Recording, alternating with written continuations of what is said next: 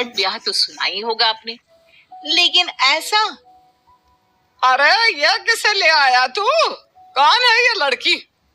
हाय रे, कहीं शादी तो नहीं कर ली ना तूने इससे? देवर जी क्या हो गया आपको? आप तो ऑफिस के लिए निकले थे, ये शादी करके कैसे आ गए? हाँ, ऑफिस के लिए ही गया था, लेकिन रास्ते में मिल गई तो शादी कर ली। क्यों, नहीं करनी थी क्या?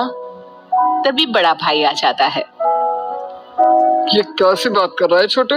शादी ऐसे थोड़ी ना होती है। तभी नई नवेली दुल्हन अपना घूंघट हटाती है।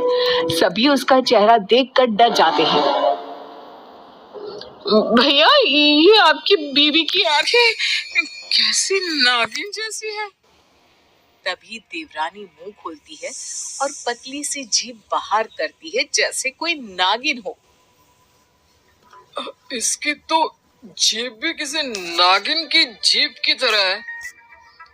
हे भगवान, घोर अनर्थ हो रहा है इस घर में। अरे कौन है ये लड़की? खैर, सारी कहानी दरवाजे में हो जाती है और लड़का लड़की को लेकर घर के अंदर आ जाता है। कुछ दिनों बाद, अरे नागिन, माफ करना।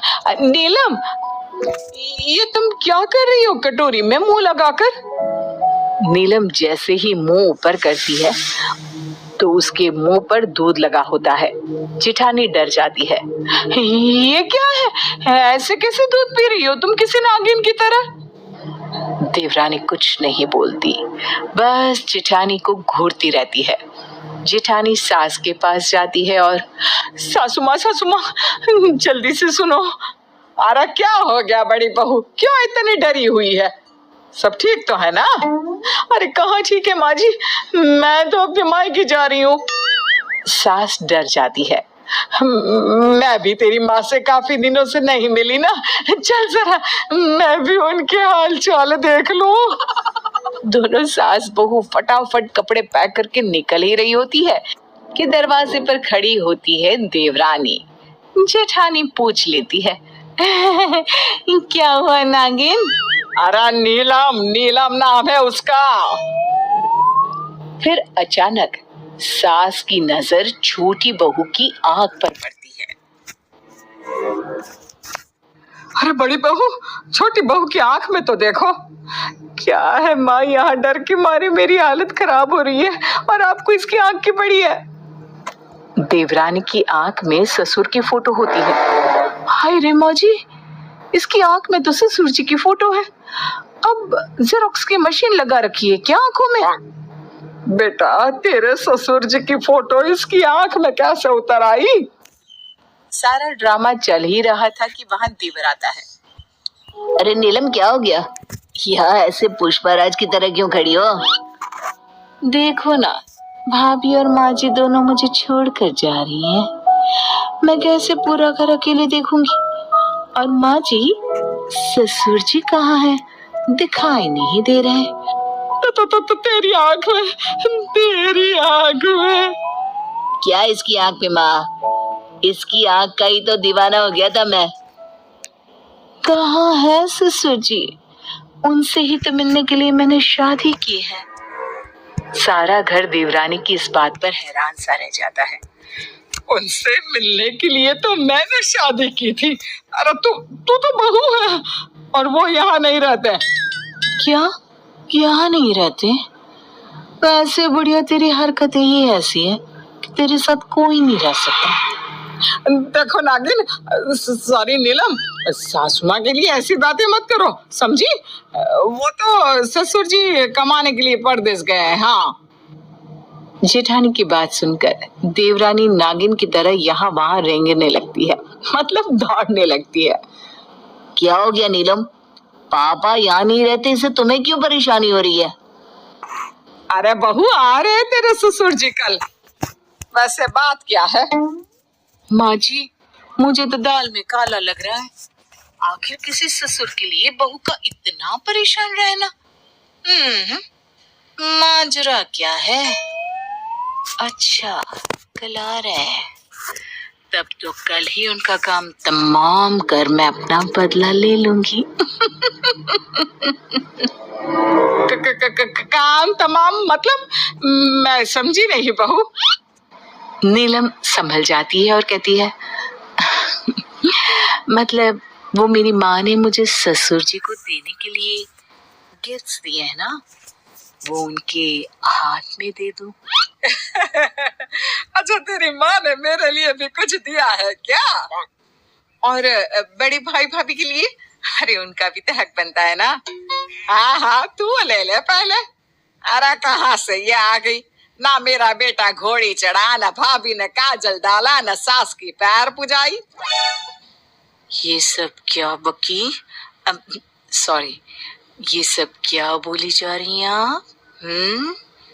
वैसे ससुर जी आ जाए तो उनसे मिलकर मैं चली जाऊंगी। अरे कहाँ चली जाओगी? मैं क्या करूंगा तुम्हारे बिना? नहीं नहीं, मैं तुम्हें नहीं कहीं जाने दूंगा नीलम। पति के इतने प्यार भरे शब्दों से नागिन, सॉरी नीलम इमोशनल हो जाती है, और वो जैसे ही इमोशनल होती है उसका रंग नीला पड़ जाता है। अरे ये क्या हो गया नीलम को? ये नीली कैसे हो गई? अरे पता नहीं, मुझे तो इसमें इंसानों के गुण कभी दिखे ही नहीं। तो क्या जानवर है ये? नहीं भाभी, मेरी नीलम तो अप्सरा है जो परी लोक से आई है। भाई यही कहना चाहती थी ना आप? ये तो पता नहीं, फिलहाल तू इसे अपने कमरे में लेकर जा और इसे बोल के असली रंग में आ जाए। पति नीलम को लेकर कमरे में जाता है। मैं तुमसे ये कहना चाहती हूँ कि तुम ना मुझसे इतना प्यार ना किया करो। कैसी बात करती हो? पति हूँ मैं तुम्हारा, अब तो तुमसे ही मेरी जिंदगी है। तुम हो तो मैं हूँ और मैं हूँ तो तुम, क्यों है ना? नीलम पति के गले लग जाती है। मैं ना तुम्हें कुछ बताना चाहती हूँ। तुम्हें याद है मेरी और तुम्हारी शादी कैसे हुई थी? हाँ, मैं भी यही पूछना चाह रहा था, पर जो भी हो मैं तो लकी हूँ कि राह चलते ही मुझे इतनी प्यारी और अच्छी लड़की मिल गई। नीलम पति को कुछ बताना चाह रही थी, लेकिन न जाने क्या सोचकर वो चुप हो जाती है। फिर अगले रोज, अरे बहू आ देख, तेरे ससुर जी आ गए। अरे कहाँ हो दोनों? नीलम और उसकी जेठानी ससुर के पास आते हैं। क्या हुआ ससुर जी, आप बहुत परेशान लग रहे हैं। हाँ, आप तो पहले ही आने वाले थे, पिछले महीने भी आप नहीं आए। क्या हुआ, सब ठीक तो है ना? हाँ, वो मेरे कार के नीचे एक सांप आ गया था। ये सुनते ही नागिन देवरानी की आंख हरी हो जाती है। फिर क्या हुआ? मैं उस सांप को उठाकर जानवरों के डॉक्टर के पास ले गया। भला हुआ कि सांप की सांस चल रही थी, लेकिन सांप ने मुझे डस लिया। हाय रे, आपको सांप ने डसा? पापा आप ठीक तो है ना? ठीक है तेरा बाप, तभी तो सामने खड़ा है। लेकिन सोचो, सांप भी किसी का पिता था, उसके भी बच्चे थे। ये बोलकर देवरानी की आंख से पानी निकलने लगता है। ये कौन है और कैसी भाषा में बात कर रही है?